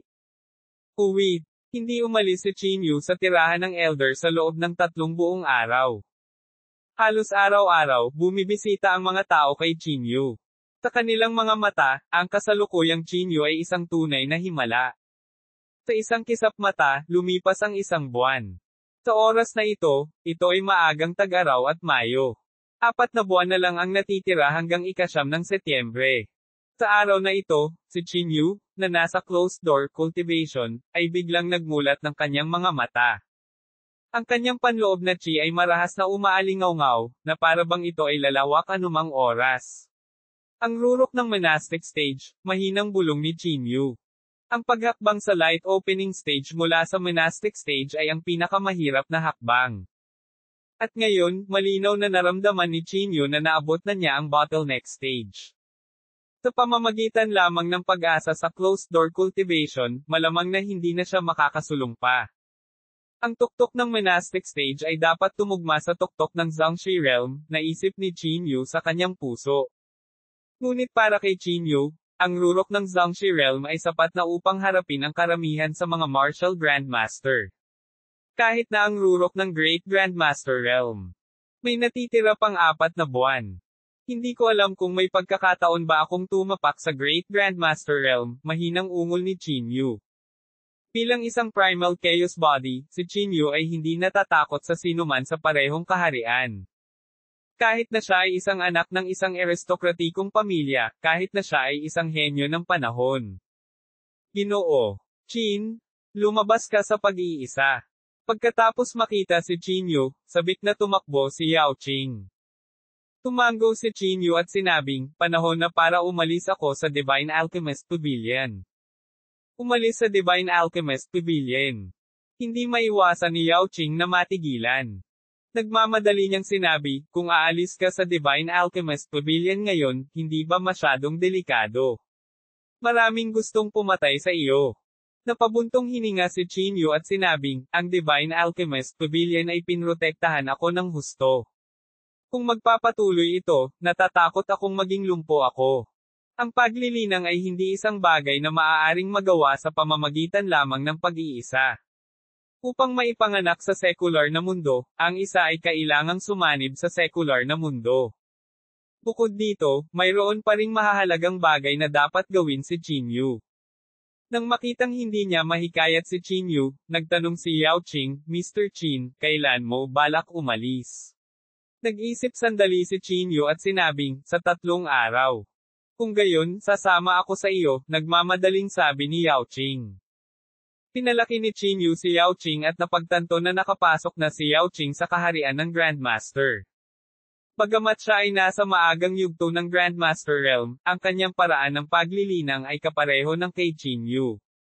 Pareho silang qi, espiritual na enerhiya. Sa makatuwid, maaaring mas malakas siya kaysa sa isang ordinaryong Grandmaster. Okay. Tumango si Qin Yu at sumang-ayon. May plano si Qin Yu sa kanyang puso. Maaaring makatulong si Yao Qing. Sa isang kisap mata, si Qin Yu ay nanatili na sa Divine Alchemist Pavilion sa loob ng 3 buwan. Sa 3 buwang ito, tila nagbago ang lahat. Si Qin Yu ay napunta na mula sa maagang yugto ng monastic stage hanggang sa peak state sa isang kisap mata. Ang bilis na ito ay lampas sa imahinasyon. Ang kanyang pisikal na katawan ay umabot sa isang hindi masisirang estado. Kahit na hindi niya ginamit ang matalinong pamamaraan ng katawan, sapat na ang pisikal na katawan ni Qin Yu para makatiis ng bala. Kinagabihan, dumating si Qin Yu sa gusali ng Pavilion Head. Nakaupo doon, ang Pavilion Head ay personal na nagtimpla ng isang tasa ng tsaa para kay Qin Yu. Pixangshi Realm? Not bad? Mahinang sabi ng Pavilion Head. Napabuntong hininga si Qin Yu. Oo, ngayong nakilala na natin ang isang peak Great Grandmaster, kahit na hindi natin siya mapatay, may kakayahan tayong protektahan ang ating sarili. Tungkol dito, hindi gaanong sinabi ng Pavilion Head. Bigla niyang iniba ang topic, let me tell you some bad news. Si Han Wei ay naging disipulo ni Zia Hang. Zia Hang. Bahagyang kumunat ang noo ni Qin Yu. Ang pangalan na ito ay tila medyo hindi pamilyar. Bahagyang tumango ang Pavilion Master, oo, ang Vice President ng Jingdo Martial Arts Association. Nang marinig ito, naalala ni Qin Yu ang Mr. Zia na nakausap ni Yan Rozo sa piging. Dapat si Zia Hang. Huwag kang mag-alala. Ngumiti si Qin Yu. Kahit sino pa ang kunin niyang Panginoon, papatayin ko siya ng sarili kong mga kamay. Ang tono ni Qin Yu ay puno ng kumpiyansa at kalmado, na parang wala siyang pakialam kay Han Wei. Tumango ang Pavilion Master at hindi na nagsalita pa. Malaki ang tiwala niya kay Qin Yu sa simula, at ang pagganap ni Qin Yu ay naging mas determinado siya. Aalis ka ba sa loob ng 3 araw? Tanong ng Pavilion Master. Tumango si Qin Yu at sinabing, oo, plano kong maghanda pa ng kaunti sa mga susunod na araw, kung sakali. Okay. Tumayo ang Pavilion Master. Tumalikod na siya at bumalik sa kwarto niya. Ilang sandali pa, lumabas siya na may hawak na peel furnace sa kanyang kamay. Ang peel furnace na ito ay ang peel furnace na personal na ginamit ng Pavilion Master noon. Ang banal na dragon na inukit dito ay mas parang buhay. Ibibigay ko sa iyo ang peel furnace na ito, mahinang sabi ng Pavilion Master. Sa pagkakataong ito, hindi tumayo si Qin Yu sa seremonya. Tinanggap niya ang peel furnace, ikinulong ang kanyang mga kamay at sinabing, hindi ko malilimutan ang dakilang kabaitan ng Pavilion Master. Ang pasasalamat ng Divine Alchemist Pavilion para kay Qin Yu ay hindi na mailarawan sa mga salita. Kahit ang kasalukuyang Qin Yu ay hindi alam kung paano ito babayaran. Sa susunod na mga araw, isa-isang nagpaalam si Qin Yu sa maraming alchemist ng Divine Alchemist Pavilion. Maliban doon, ginugol niya ang lahat ng kanyang oras sa kanyang silid. Walang nakakaalam sa kanyang ginagawa. Sa huling gabi bago siya umalis, nagsama-sama sina Qin Yu, Old Mysterian, Fifth Elder, at ang iba pa. Hindi nagpakita ang Pavilion Master. Ang Pavilion Master, na noon pa man ay loner, ay hindi gustong sumali sa gayong mga hapunan. Aalis na ako this time. Hindi ko alam kung kailan tayo muling magkikita. Sa hapagkainan, hindi napigilan ni Chinyu na mapabuntong hininga. Tumango rin ang ikalimang matanda at sinabing, tama. Sana magtagumpay ka. Talagang magtatagumpay tayo. Ang tono ni Chinyu ay hindi mapapantayan. Kahit na hindi natin matitinag ang dalawang dakilang aristokratikong pamilya, maaari nating alisin si Rozo. Medyo malungkot ang kapaligiran noong gabing iyon, at lahat ay lasing hanggang sa kalasinggan. Kinaumagahan, gumawa si Chinyu ng ilang simpleng paghahanda at naghanda na umalis sa Divine Alchemist Pavilion. Ang lahat ng mga apothecaries ay nakatayo sa pintuan at pinanood si Chinyu. Maliban sa master ng pavilion, ito ang unang pagkakataon na ang isang tao sa Divine Alchemist Pavilion ay nakatanggap ng ganoong pagtrato. Sa loob lamang ng 3 buwan, naging idolo nila si Chinyu. Chinyu. Sa sandaling ito, biglang tumakbo si Peach habang hinihingal. Can I go with you? Mahinang tanong ni Peach. Sumama ka sa akin. Umiling si Chinyu na may mapait na ngiti. Hindi ako lalabas para maglaro. Kung sasama ka sa akin, maaari kang mamatay anumang oras, sabi ni Chinyu. Nagmamadaling sinabi ni Peaches, hindi ako natatakot. Baka matulungan kita. Kumunat ang noo ni Chinyu. Pagkatapos mag-isip sandali, sinabi niya, gusto mo ba talagang sumama sa akin? Oo. Matigas na tumango si Peaches. Okay, pagsang-ayon ni Chinyu. Ang Peaches ay isang napakahusay na parmasyutiko. With her around, baka makatulong talaga siya. Chinyu? Ang mga tao mula sa pamilya yan ay nasa malapit pa, paalala ng ikalimang elder. Nang marinig ito, nanlamig ang mga mata ni Chinyu. Gumisi siya at sinabing, that would be the best. Magagamit ko sila para subukan ang aking kasalukuyang lakas. Kabanata 389, muling nilabanan si Qiao. 3 martial grandmaster iyon sa tuktok. Medyo nag-aalala si Fifth Elder. Napangiti si Chinyu at sinabing, hindi mahalaga. Kung ordinaryong martial grandmaster sila, paano nila masusubok ang lakas ko? Ang kasalukuyang Chinyu ay nakatuntong na sa tuktok ng monastic stage, ngunit hindi siya malinaw sa sarili niyang lakas. Alam lang niya na ang espiritual na enerhiya sa kanyang katawan ay kasing lawak ng dagat, at ang kanyang pisikal na katawan ay umabot sa isang hindi masisirang estado. Gayunpaman, hindi alam ni Chinyu kung anong estado siya. Ikalimang elder, magkikita tayong muli sa hinaharap. Yumuko si Chinyu. Matapos batiin ang lahat, umalis siya sa Divine Alchemist Pavilion. Sa pagkakataong ito, walang nakakaalam kung kailan siya babalik. Walang nakakaalam kung babalik siya. Uwi. Pagkatapos maglakad palabas ng Divine Alchemist Pavilion, silang tatlo ay tila walang patutunguhan sa mga lansangan. Bagamat isang maliit na bayan lamang ang bayan ng Qinghe, ito ay medyo maunlad. Sa mga kalye at eskinita, may mga stall na nakalagay kung saan-saan. May mga merienda, literatura, at mga halamang gamot. Ginoo. Chin, saan tayo pupunta ngayon? May plano ka ba? Tanong ni Yao Qing habang nilalagay ang mga trotters ng baboy sa kanyang bibig. Kainin mo ang iyong pagkain. May maitutulong ka ba sa kahit anong ideya? Pinaikot ni Peach ang kanyang mga mata. Pamulong si Yao Qing, kahit anong gawin natin, kailangan nating magkaroon ng plano.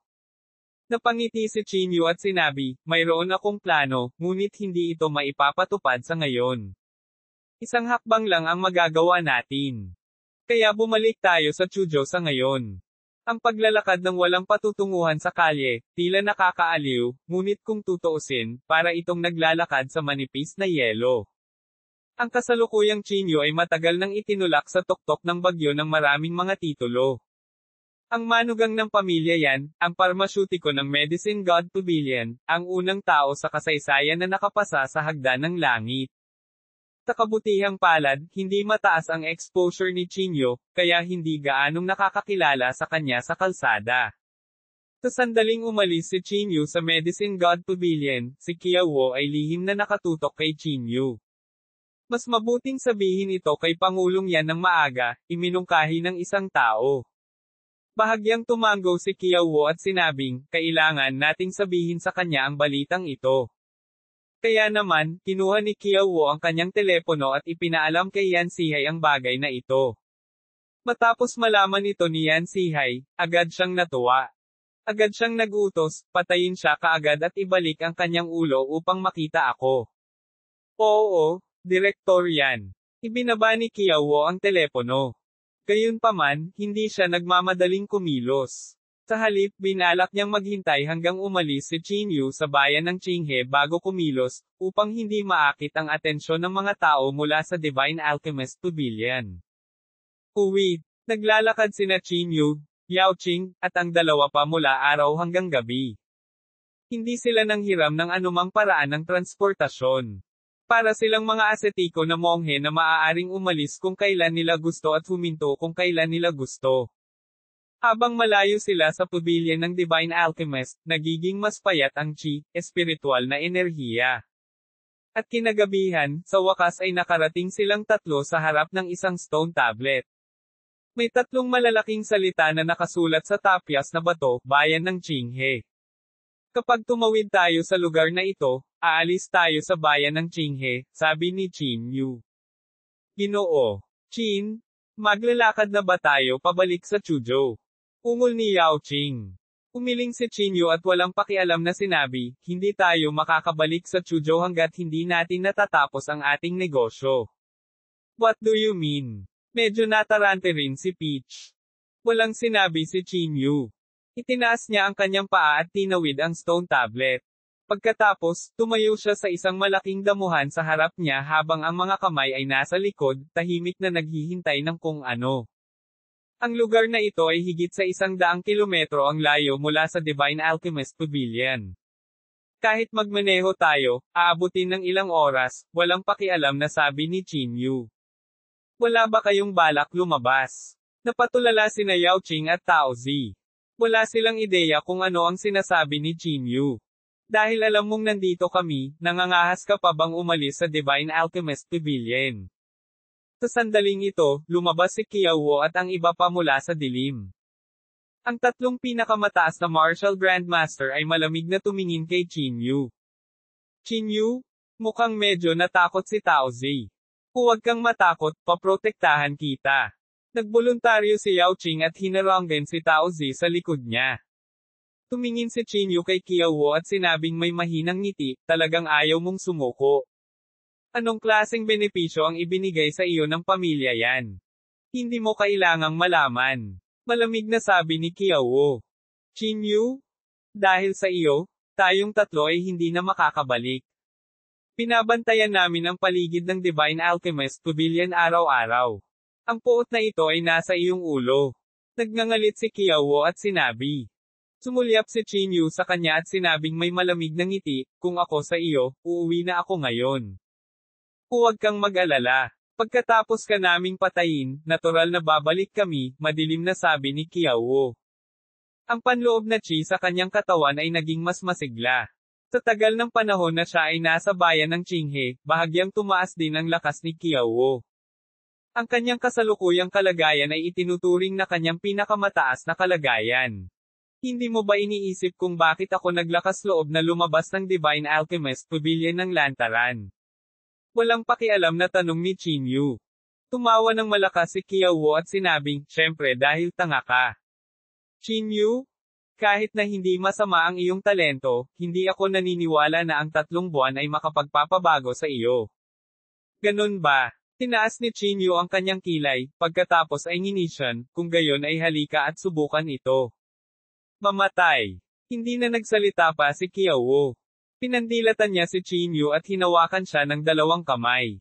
2 matalim na bagzo ng hangin ang palm unit sa hangin na parang matalim na talam at humawak sa dibdib ni Qinyu. Gayunpaman, si Qinyu ay nakatayo roon nang hindi gumagalaw, hinayaan ang 2 matutulis na kuko na mapunit sa kanya. Klang! Klang! Ang 2 agos ng panloob na chi na nabuo mula sa panloob na lakas ay mabangis na humawak sa dibdib ni Qinyu. Gayunpaman, ang nakakagulat ay sa sandaling hinawakan nila ang dibdib ni Qinyu, ang dalawang agos ng panloob na chi ay direktang nabasag.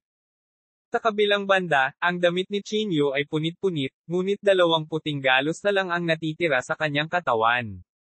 Not bad. Hinawakan ni Chinyu ang kanyang dibdib at walang pakialam na sinabi. Biglang nagbago ang ekspresyon ng mukha ni Qiaowu, at napabulalas siya. Paanong posible iyon? Ang iyong pisikal na katawan. Paano na? Napakahirap ba? Tumaas ang kilay ni Chinyu at nagtanong. Ang ekspresyon ni Qiaowu ay unti-unting naging seryoso.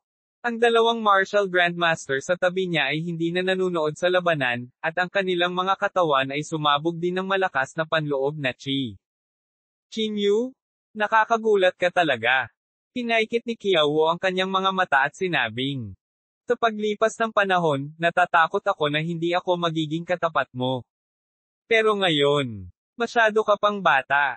Kasunod ng paputok na sigaw ni Qiaowu, ang mga bulkzo ng hangin ay unti-unting namumuo sa kanyang katawan. Nanginginig ang mga kamao ni Qiaowu, at muling namuo ang mga agos ng parang tubig. Ang teknik na ito ay ang teknik na ginamit ni Qiaowu dati. Sa ilalim din ng spell na ito na halos patay na si Chinyu. Chinyu, hayaan mo akong tingnan kung makakaligtas ka sa unang antas sa pagkakataong ito. Umuungol si Qiaowu. Sa sandaling matapos siyang magsalita, dumaloy ang daloy ng enerhiya patungo kay Chinyu. Gumisi si Chinyu, iyan lang ba ang mayroon ka? Wala bang nagsabi sa iyo na ang parehong galaw, ay walang silbi pagkatapos ng pangalawang paggamit? Kasunod ng galit na daing ni Chinyu, ang gintong kamao ay malakas na dumurog sa puwersa. Kabanata 370, isa laban sa 3. Ang banggaan ng dalawang puwersa ay nagdulot ng malaking pagkabigla.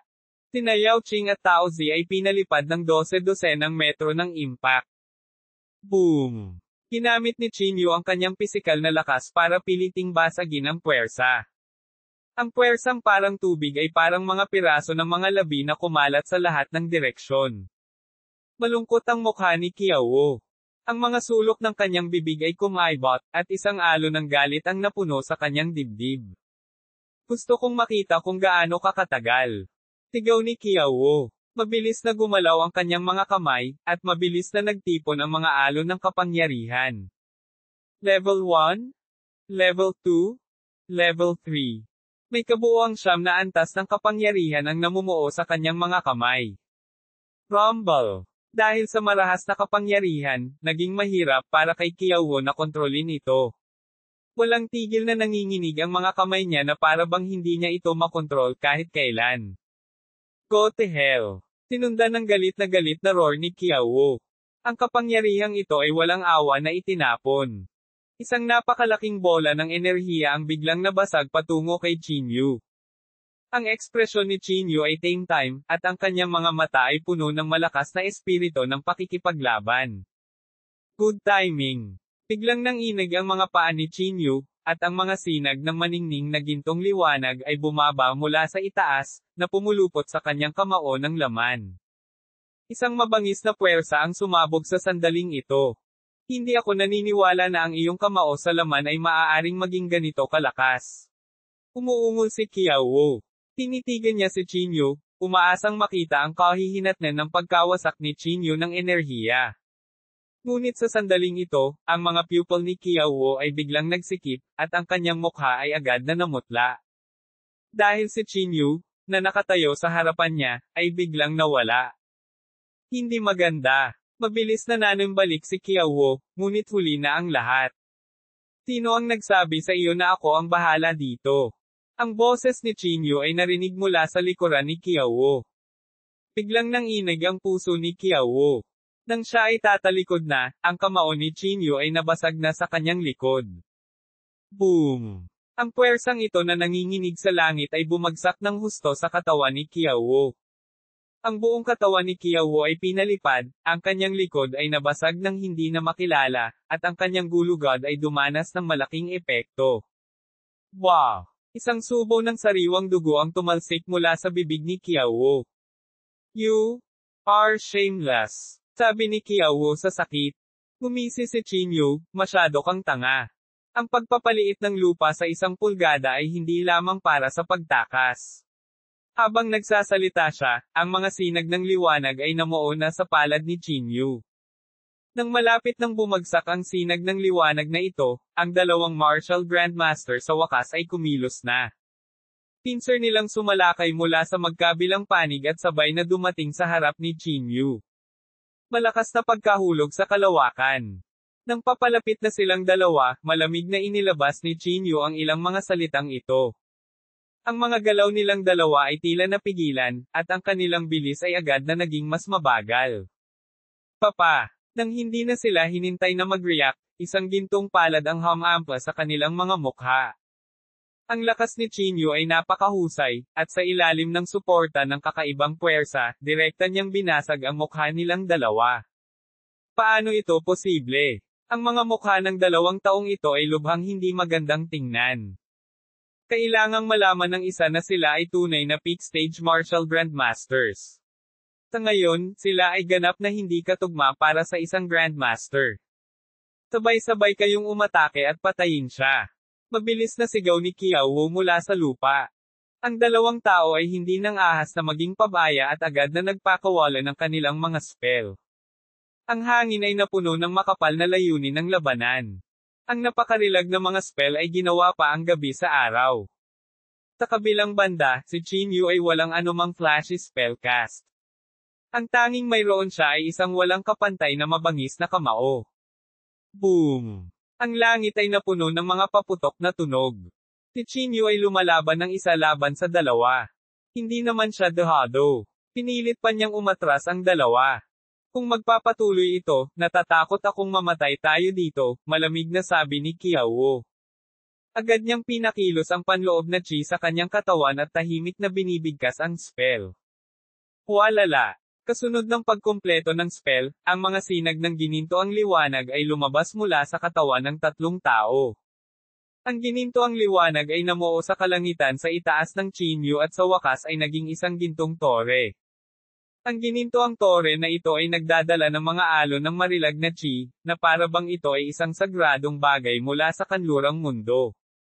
Upang mapilitan kami sa ganitong lawak, Chinyu, ipagmalaki mo na, malamig na sabi ni Qiao Wu. Itinaas ni Chinyu ang kanyang ulo at tumingin sa malaking gintong tore.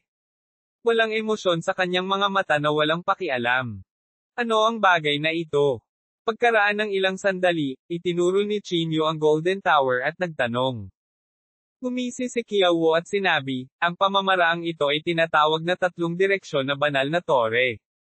Hanggat ang kaharian ng pinigilan na tao ay mas mababa kaysa sa spellcaster, sila ay makulong sa banal na tore magpakailanman hanggang sa sila ay maging wala. Chinyu, mamatay ka. Sa pag-activate ng pamamaraan, ang malaking gininto ang tore na ito ay dumidiin patungo sa Chinyu ng may siksik at kahangahangang paraan.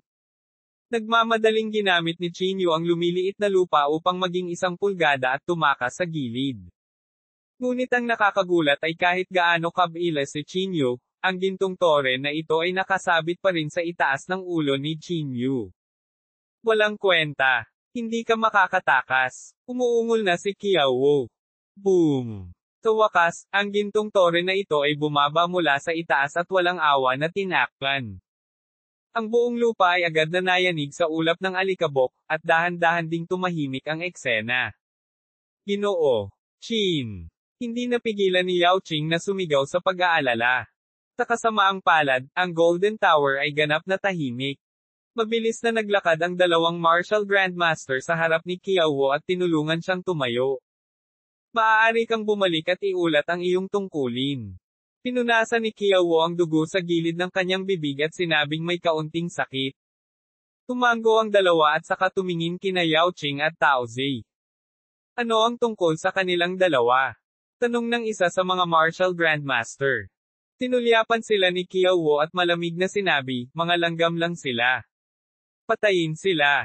Okay. Tumango ang isa sa mga martial grandmaster at saka naglakad patungo sa kanilang dalawa. Hindi masyadong malakas sina Yao Qing at Tao Zi. Hindi nila nagawang lumaban sa dalawang martial grandmaster. Gayunpaman, sa sandaling ito, si Yao Qing ay labis na matapang. Hinarang niya si Tao Zi sa likod niya at sinabi sa mahinang boses, paprotektahan kita. Bagamat alam nilang dalawa na ito ay tulad ng paghampas ng bato sa isang itlog, bakas pa rin sa mga mata ni Tao Zi ang pasasalamat.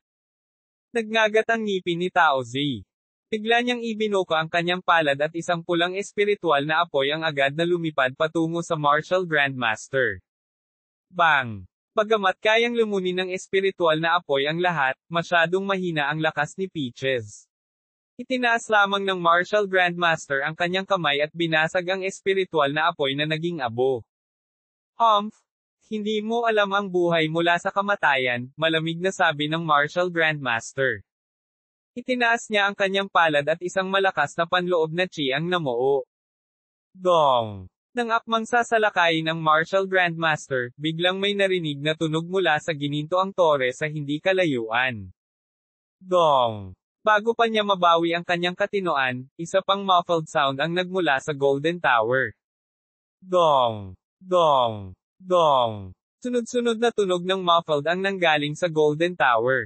Walang tigil na nanginginig ang buong gintong tore. Medyo pangit ang mukha ni Kiao. Tinitigan niya ang Golden Tower at sinabi sa nanginginig na boses, paano? Paano ito posible? Walang makakatakas sa Golden Tower na ito. Bitek. Sa sandaling matapos siyang magsalita, sunod-sunod na lumitaw ang mga bitek sa gintong tore. Rumble. Sa wakas, hindi na kinaya ng Golden Tower. Tinakop ng makapal na bitek ang buong gintong tore. Sa susunod na segundo, direktang sumabog. Ang mga sinag ng gininto ang liwanag ay lumabas sa lahat ng direksyon tulad ng mga tipak ng salamin. Itong Golden Tower mo ay parang medyo marupok. Malamig ang boses ni Chin Yu.